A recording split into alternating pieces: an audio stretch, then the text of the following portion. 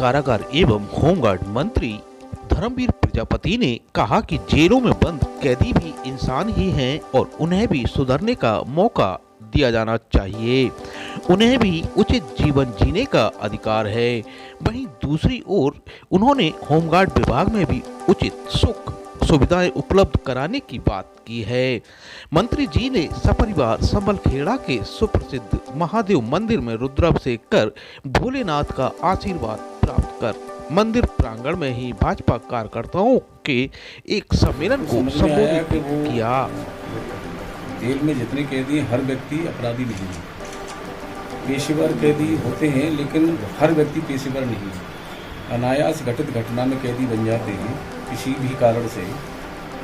मानवीय दृष्टि से उनके साथ जब वो सुधरना चाहते हैं सुधरने का अवसर दिया जाना चाहिए। और दूसरी बात यह है कि वो भी एक इंसान है।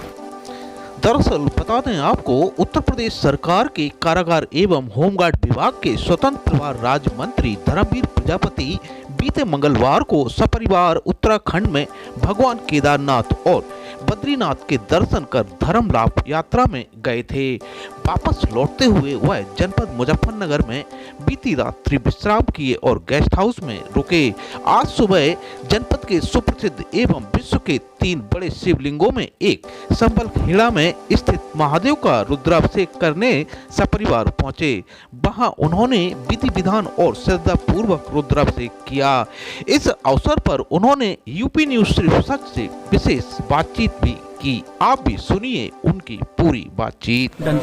संभाला आपने, कल से इसी कायाकल्प चेंज करने में लगे हुए हैं। अभी आपने ऐसा काम किया नवरात्र में जो व्रत वाली थाली बंदी कैदियों को दी गई है, तो क्या करना चाह रहे हैं आगे? क्या वैसे इस तरह के जो कार्य कर रहे हैं, किस तरह से सुधार ला रहे हैं? देखिए,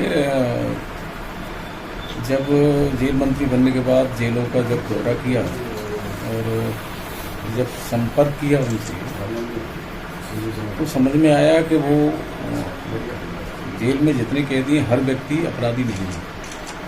पेशेवर कैदी होते हैं लेकिन हर व्यक्ति पेशेवर नहीं है। अनायास घटित घटना में कैदी बन जाते हैं किसी भी कारण से। तो मानवीय दृष्टि से उनके साथ जब वो सुधरना चाहते हैं सुधरने का अवसर दिया जाना चाहिए। और दूसरी बात यह है कि वो भी एक इंसान है और उनकी भावनाओं का भी हमें सम्मान करना चाहिए। अगर वो व्रत रहते हैं तो है तो इंसान ही, किसी भी घटना से कैदी बने हैं, तो उनके साथ भी हम लोग ये पहले से ही हमारे मन में था कि उनको भी व्रत के हिसाब से और भोजन की व्यवस्था, फलाहार की व्यवस्था उनको मिले। मुझे खुशी है कि उत्तर प्रदेश की सभी जेलों में मंगलवार और शुक्रवार को हनुमान चालीसा का पाठ, सुंदरकांड का पाठ कैदियों के द्वारा और पूरे साज सामान के साथ होता है। बाजे, हारमोनियम के साथ, बाजे के साथ, गाजे के साथ, मजीरे के साथ में। मेरा भी कई जेलों में उनके साथ देखने को मुझे मिला है। तो खुशी है मुझे कि वो अपना पूजा पाठ में करना चाहते हैं, भगवान की आराधना करना चाहते हैं या पाठ करना चाहते हैं, तो उनको अवसर दिया जाए।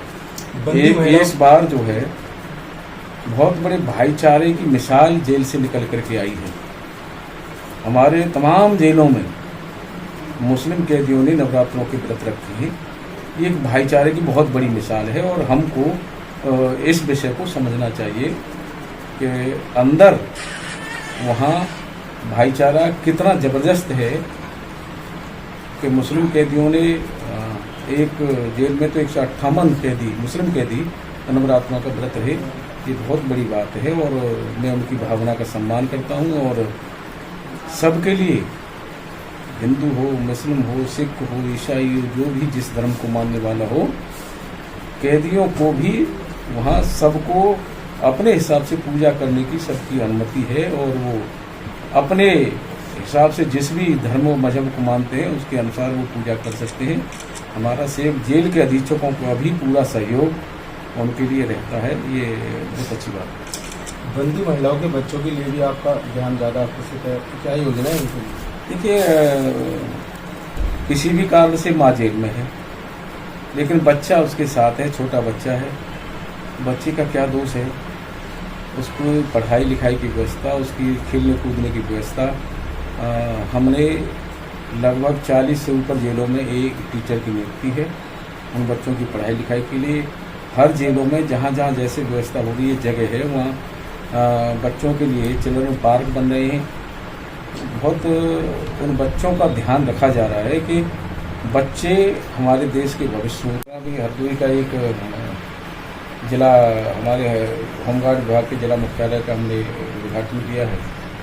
हमारा विचार इस विषय पर चल रहा है कि सभी जिलों में हमारे रहते हुए और जिले की और व्यवस्था और बल की हो जाए, इस पर हम लोग विचार करें। आज यहाँ मुजफ्फरनगर पधारे, क्या कार्यक्रम था, कहाँ गए थे और कहाँ जा रहे हैं? देखिए, भगवान की कृपा, बाबा केदारनाथ की कृपा, उनके दर्शन करने का सौभाग्य प्राप्त मिला। बद्रीनाथ जी का दर्शन करने का सौभाग्य प्राप्त हुआ। वापस जाते हुए रात्रि में 12 बजे यहाँ आना हुआ, इसलिए यहाँ रात्रि विश्राम हुआ और सभी कार्यकर्ताओं से मिलना जुलना भी हुआ। अब आगरा जाना है, भगवान की कृपा, अच्छे से दर्शन हुए और मैं आपके माध्यम से सभी के लिए मंगल कामना करता हूँ।